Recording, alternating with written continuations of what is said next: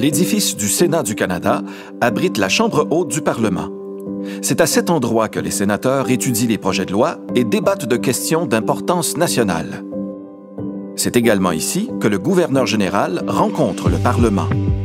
Le Sénat y est installé de façon temporaire durant les travaux de réhabilitation de l'édifice du centre.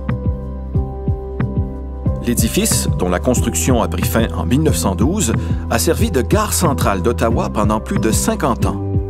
Il est ensuite devenu un centre de conférence avant d'être transformé pour accueillir le Sénat. L'aire d'attente donne un bon aperçu du passé de l'édifice. C'est là que les passagers s'entremêlaient avant de prendre le train pour se rendre à leur destination dans tout le pays.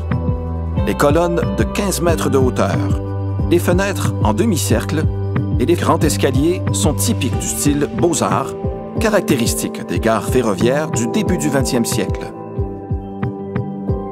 Le banc au centre de la salle se trouvait dans la gare d'origine. Cette zone est aujourd'hui un lieu de rencontre pour les sénateurs de partout au pays et des visiteurs du monde entier. Des panneaux de bronze encadrent les portes menant aux salles des comités du Sénat. Ils représentent le parc national Banff dans l'ouest du Canada d'un côté et de l'autre, la côte de la Nouvelle-Écosse dans l'est du pays. Les sénateurs sont nommés pour représenter chaque province et territoire, comme l'illustrent les portes d'origine de la Chambre du Sénat dans l'édifice du centre. Les armoiries des 10 provinces et des 3 territoires du Canada ornent les portes. Les sénateurs sont aussi nommés pour ajouter encore plus de voix minoritaires au Parlement. Les bustes exposés dans l'antichambre du Sénat nous rappellent ce rôle. En 1930, Corinne Wilson a été la première femme nommée sénatrice.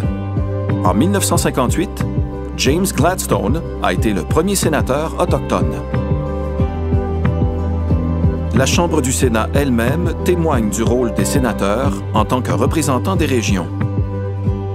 Les portes de verre menant au Sénat sont décorées de feuilles des 10 espèces d'érables indigènes à la grandeur du Canada. Le tapis rouge emblématique du Sénat est lui aussi décoré des feuilles de ces 10 espèces d'érables. Et les armoiries provinciales et territoriales ornent les murs de la Chambre du Sénat. Les pupitres de chêne sont ceux qui se trouvaient dans la Chambre du Sénat de l'édifice du centre. C'est à leur pupitre que les sénateurs déposent des projets de loi, en débattent et les soumettent au vote. On voit 3 fauteuils à l'avant de la Chambre. Le fauteuil du président du Sénat est au premier plan. Le président veille au maintien de l'ordre et au bon déroulement des travaux du Sénat. Les 2 trônes à l'arrière-plan sont réservés au monarque et à son époux ou épouse. Le fauteuil du monarque, à gauche, est le plus souvent occupé par le gouverneur général, qui le représente au Canada.